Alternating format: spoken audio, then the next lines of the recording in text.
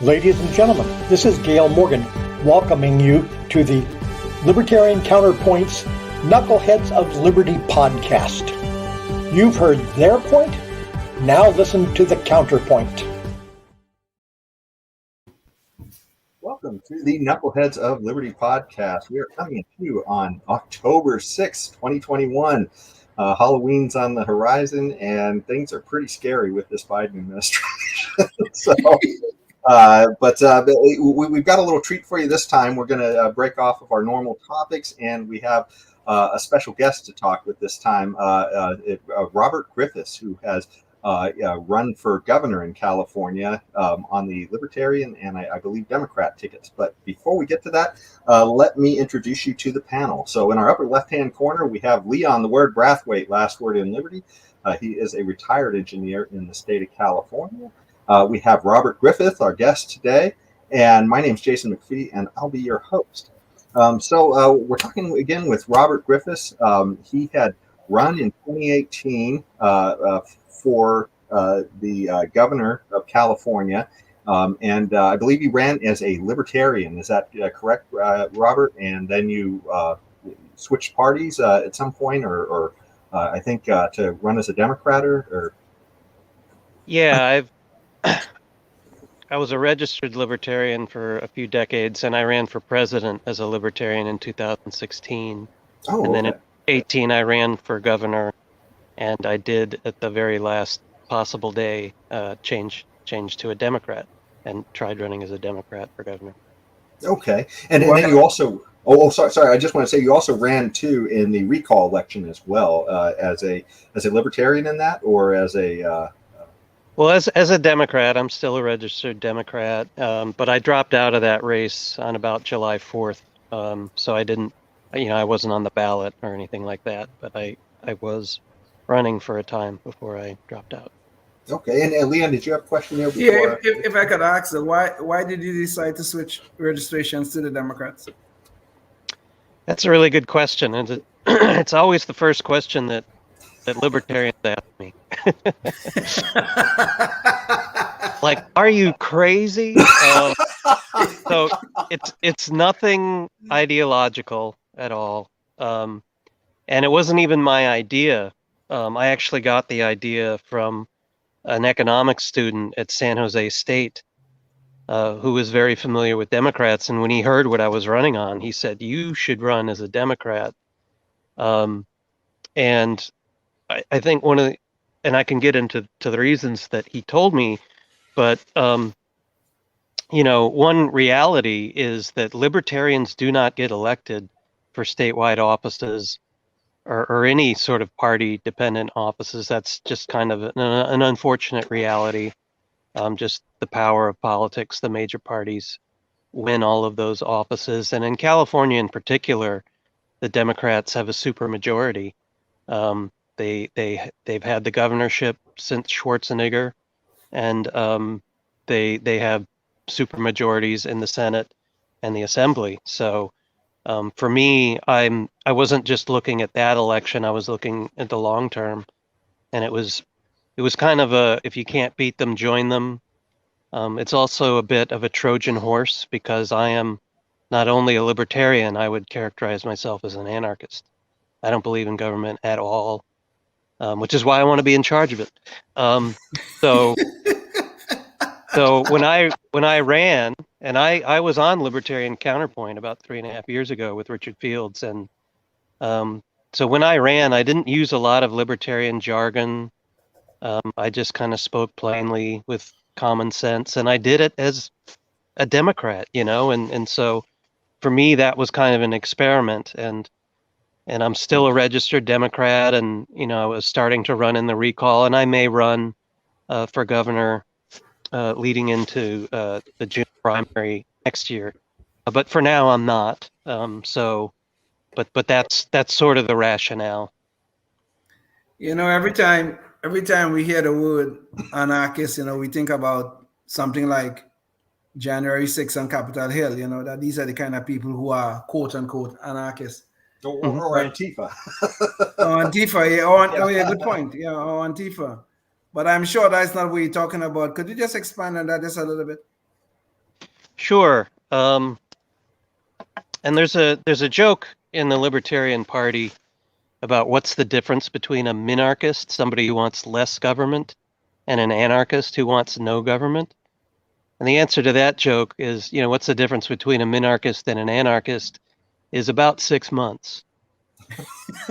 And that's just kind of a joke, because for those of us who become, ideological anarchists, it's really just a matter of time, and it took me a lot longer than 6 months. But basically, if you look at the founding documents of the Libertarian Party, it's that we're against the tyranny of the state.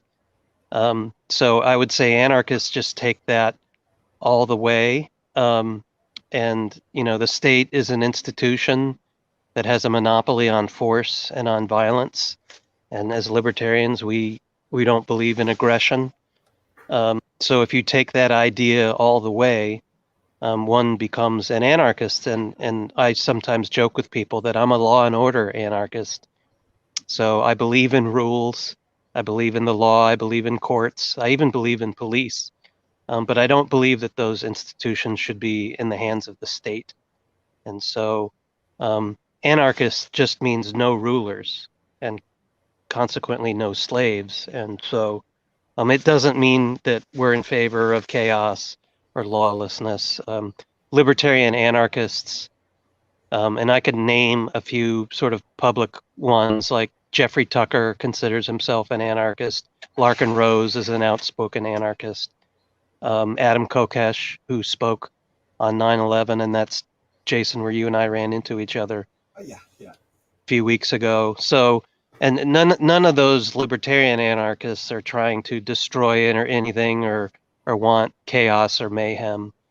We just believe that the state is actually basically a criminal organization, and that there's no hopes of reforming it. And so, but the state dominates modern life on this planet. So it's really, I don't think, unless you're someone like Adam Kokesh and you just want to run, he ran for president saying he would write an executive order liquidating the federal government. And I thought that was a cute idea, and I agree with it, but I didn't even think that would go over in the Libertarian Party, let alone the general public. So I think the average person, and even some libertarians, sort of look kind of suspiciously at the word anarchist and anarchy. But, for me, it's kind of the logical conclusion of libertarianism. So there is like a branch of libertarianism, I consider myself part of that, who believe in a very limited government, where the rules are defined and the government is really restricted in its power and scope in people's lives. So even that form of government you see as problematic. Yeah, I think it's, I can talk about it from an ideological standpoint. I think government is just kind of a Pandora's box. And, the founders of this country had the Articles of Confederation, and some would say there was a bit of a coup that led to the Constitutional Convention and the Constitution. And the Constitution was a very good attempt at trying to restrain government. And I think it was Lysander Spooner who said that the Constitution has either enabled the government that we've had, or it's been powerless to prevent it. And he said that back in the 1800s, and I would just sort of echo that same argument. So, when I get in discussions with libertarian minarchists who say, why don't we just have a much smaller government? I don't really argue with them. I because we're so close to being in agreement. Why argue over? Because government is just so out of control now. I Yes. think some of the differences between anarchists and minarchists are sort of not fruitful and productive, because they're really quite close, and both kinds of people want to move in the same direction, which is reducing the role and power of the state. Of a state, yes. I agree. I see a point. Yes. It was kind of interesting that you used the analogy of a Pandora's box. One of the other analogies I've heard is the Ring of Power from the Tolkien books as well. The idea that it doesn't matter who you get in control, it's going to corrupt absolutely as you get that power in there. Yes. And I guess sounds like your analogy would be that you just want to get a hold of the ring so you can throw it back into the fires, have it melted away. But practically, how would you do that? I mean, if you were elected, what would be your pathway? If you decide to run for governor again, and you happen to be elected, how would that work? How would that manifest? Well, I think it's the kind of, I like the term the founders use, that you need to have the consent of the governed. So I don't think, running for office, I never used the word anarchy. I can discuss it with you guys because you guys are libertarians and it's probably not as taboo. So I think it should be done somewhat slowly and surely, because that's how any lasting change works. And I think there was a British prime minister who said that too, that sudden revolutions rarely end well. They tend to get violent, and things tend to go back to the way they were or worse. I think, when I ran for president, like just about any other libertarian candidate, I talked about ending the wars abroad. I talked about ending the war on drugs. I talked about reducing spending. When I ran for governor, I talked about restructuring California's substantial debt, a lot of which is sort of off the books and unofficial.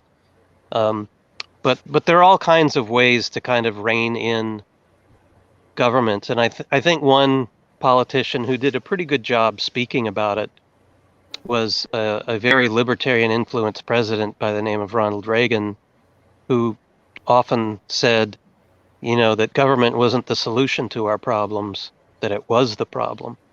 And so, and although he didn't really do much to reduce the size of government, he didn't really, or he wasn't able to. I think there are certain policies that you can run on, and there are things that you can do. And I think it's over time, I think a wise executive can get himself or herself elected, which is the hardest part. And then B, I think there are policies that you can bring about that begin to reduce the size of the state, and sometimes dramatically, but sometimes more slowly and subtly. Another question I had for you too is that in your thoughts of running as essentially being a libertarian but running as a Democrat sounds an awful lot like what Ron Paul did when he first ran as a libertarian. Didn't really get much traction, and then decided to run as a Republican. And he actually made it quite a long ways in his run for presidency. But that's also how he held office as a representative too for so many years. How big of an impact or influence was Ron Paul on you? Well, Ron Paul is, he's the original gangster. Libertarianism, to a lot of people, a lot of young people were really inspired by him. I was too, but in 2011, I actually was more drawn to Gary Johnson, who was running as a Republican for president, and I got to know Gary. And I just liked him. I just thought he was more charismatic. He had more executive leadership. Ron Paul, to me, kind of came across as a crank in some ways. And then, I think a lot of people, and I love Ron Paul. I've never met him. I think he's terrific.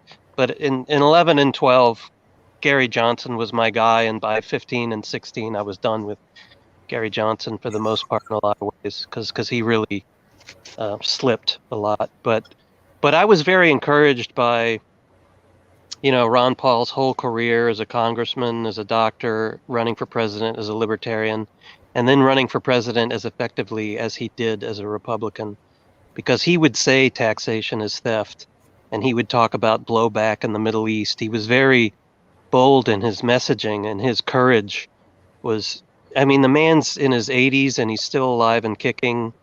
And I really like what a true believer he is, and he doesn't really water things down that much. So, I'm definitely, as a whole, I'm a lot more inspired by Ron Paul and his legacy than just those couple of years where I just kind of got behind and did a few things for Gary Johnson's campaign in 11 and 12.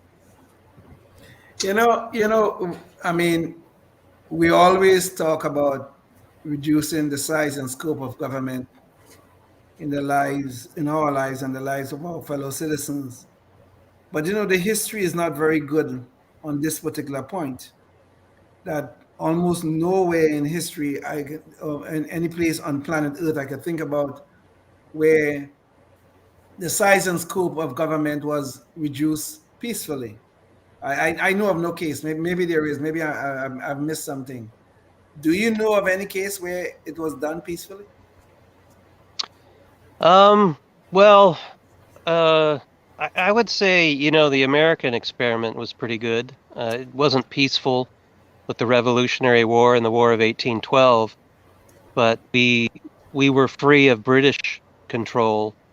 And our government really didn't. I mean, the Civil War was horrendous, but in a lot of ways, life in this country was pretty good until about the early 1900s, where we had the income tax and the Federal Reserve and World War I kind of hitting us all at the same time. Also, in the history of humanity, we didn't have government until about 8,000 years ago, and it was very simple. So I think no government or less government is really, at this point, it's really an idea. And unless more people are convinced of it, it's not going to happen. So I think libertarians, ideologically or in terms of political party or otherwise, we're the keepers of the flame of liberty. And as other people let government grow bigger and bigger, it's just, even in a so-called democratic republic like the United States, we're looking down the barrel. The entire planet is looking down the barrel of a lot of tyranny right now. And to me, that's the ultimate expression of government. That's what government is for. What's happened in the last 18 months, that is the end game of government. So unless other people come to the same conclusion as libertarians do, or even, anarchists like myself, the change isn't going to happen. But I'm still going to talk about it, and you guys talk about it on the regular on the show, I imagine. So I think one day the time for that idea of, at the very least, a lot less government than just this growing juggernaut that's just kind of taking all our freedom away today. Maybe there's some people are seeing the light about government today. I have a lot of friends who used to be bootlicking government types and Democrats and now they're all talking about freedom and freedom of what goes into their bodies, and whether they can go to school or work or travel or leave their own homes. So in some ways, it's actually kind of a good time, and some people are waking up around this idea of more liberty and even less government. You raise a very good point. Yeah, because many of us, I think many people nowadays are seeing what is happening in a country like Australia, which was one of the freest countries on planet Earth. I mean, if you look at any of the indexes. Well, and Leon, I was going to say too, this is the Pandora's box almost too, this whole COVID thing. But yeah, go on, Australia. Yes. Yeah, and you're right about the Pandora's box, because Australia seemed to now have us almost becoming a absolute totalitarian state because of this COVID thing. So you're right. I hope more eyes are being opened, that even when we have these so-called benevolent governments, we are not safe from their tyranny. So I really hope you're correct on this. Yeah, and they gave their guns away. Yes, that's right. They gave their guns away, exactly. Sometimes I forget to defend themselves now that we're the tyranny of the state. Exactly. Sometimes I forget that we're really the only country that has a Second Amendment and a First Amendment. So free speech and guns. Yeah, you give that away, and then you get Australia. You get and it sounded like kind of maybe an empty warning to some people, but I think we can all see what's going on in Australia and the UK and Canada, and I don't think it's gotten as bad here because we have guns. That's what the guns are for. They're not for home defense and hunting. They're a defense they're a hedge against the tyranny of government. That's what they were in 1776 and 1793, and that's what it is today. And that argument, the Second Amendment argument, I think is a little bit more plain to see now. And And the 2A people, all they have to do right now is point to Australia and see what happens when you give your guns away. But one thing I got to say though is that I'm just shocked the fact that we do have the Second Amendment, and the fact that we've allowed so much to slip during this, even with that, it just is shocking. But there is a question I wanted to ask you too, and I like to ask all of our guests about this, and it's that libertarian ideas. They're something that essentially it's not the default. I mean, we're essentially, most people are, I guess, go through the state brainwashing of public education, and we all get the idea that essentially we're supposed to vote for state solutions to almost every problem that we see. And I know for me, the journey was sort of discovering Milton Friedman via John Stossel, and Leon, I'm sure you have a story too. I can't remember. I do. But Robert, what's your story? I mean, how did you come onto these ideas too? Sorry, Leon, I just brain faded. No, that's good. I just looking at the time, it's good that we cover some of the scheduled questions. I was born into a family of Republicans, but I went to a college Republicans meeting in college that told me I was not a Republican, and then I just didn't know what else there was. And then when I went to graduate school at Stanford, which is what brought me to California, I took a class in voluntarism, which is basically libertarian anarchism, from Professor Ron Howard. This was in the engineering school. I'm also an engineer, Leon. And I read some Ayn Rand, and then eventually I registered as a libertarian in my later 20s, and just kind of let go of the libertarian voting, the Republican voting and identity. And then I started following, just through the internet, the Future of Freedom Foundation, which is Jacob Hornberger's, and I read Sheldon Richman, who's a very good libertarian writer. And then I came across the Foundation of Economic Education, which influenced Ronald Reagan many years ago to stop being a Democrat and to eventually be more of a Republican, a libertarian, really. And then I discovered the Mises Institute, and I read Mises, I read Hayek, I read Rothbard, I read Menger. So the Austrian School of Economics was a pretty big influence on me. And then I think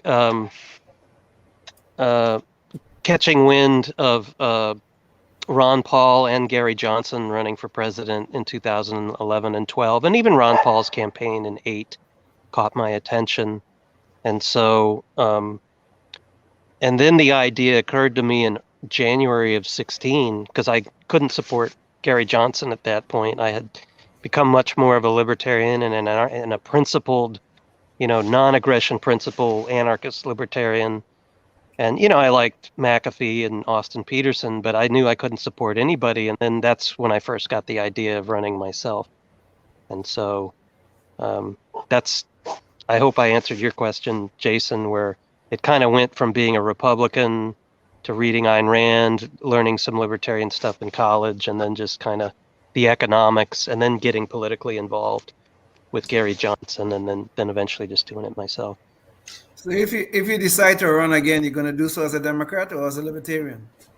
That's a good question, and I've honestly been thinking about that, because since Jason and I ran into each other at the Bring the Troops rally in Sacramento on 9/11 just a few weeks ago, I've been going to a lot of liberty-themed events, Libertarian Party Mises Caucus events. So I know I have an army of people I know personally in the Libertarian Party and in the Mises Caucus, whereas I don't really have any institutional ties to the Democratic Party. So if I wanted volunteers, I know that running as a libertarian would allow me to attract those volunteers much more easily. It's a bit of a harder sell, but I have spoken to people like Angela McArdle down in Los Angeles, and she's running for national chair in Reno next year. She's very big in the Mises Caucus. And I know Michael Heiss has talked about that the Mises Caucus is more of an idea than an official party of the LP. So I might be able to get some libertarians to support me if I ran straight out as a Democrat, again with this sort of Trojan horse strategy of just sort of trying to get libertarian ideas out more as just a common sense and more with a D next to my name than an L. So I really don't know how I would do it, but I think both are possibilities, and I know I could get a lot more libertarian support running as a libertarian. But when I ran in 18 as a Democrat, I won the gubernatorial debate at the annual LPC convention in 17, and I had that party's endorsement kind of, I don't want to say wrapped up, but close to it. But my friend Nick Wildstar got an endorsement, as did Zoltan Istvan. And I got maybe 11,000 votes in the primary, and Nick got maybe 13 or 14,000, and Zoltan about 17,000. So running as a libertarian did not lose me all my support. I got less than those two gentlemen, but it's sort of, but when you're in the tens of thousands, you're not a competitor and you can experiment. So I really don't know how I would do it, but I would prefer to try sticking with this Democrat strategy. But, if I do it, if I switch back to the LP, I could do that. I've also thought about running for president again, maybe in the LP in 24. So it's kind of an open question. Having been a Republican, a Libertarian, and now a registered Democrat, I no longer give a shit about political parties because I don't identify with any of them. The LP's got its problems, and I think political parties are kind of really an unnecessary evil, or maybe they're a necessary evil, and so I'll brand myself as one or the other if that. But all I really care about is liberty, and I care about people, and whatever gets me elected in terms of political party branding, I'll do. But I'm more concerned about principles and policies than I am political party. Well, Robert, that's you actually got into some of the questions about the nuts and bolts I was curious about. But one last question, because we're just about out of time. But what's the biggest lesson you learned in running, both either for the presidency or for the governor of California? Just something to leave our listeners with. Well, I particularly when I ran for governor, I just learned a lot about paperwork and gathering signatures and what it takes to get on the ballot. I also learned that the calculus of running as a candidate versus just being a voter, there's a radical transformation between getting yourself elected and just kind of looking at policies and issues and other candidates as a voter.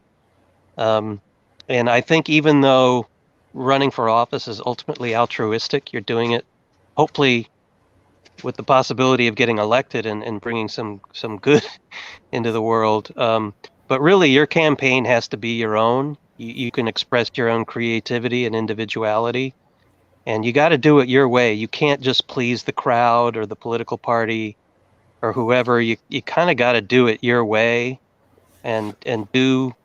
You don't want to sacrifice your principles or anything, but you also kind of have to do whatever it takes to get elected. And that game is a totally Robert, different game.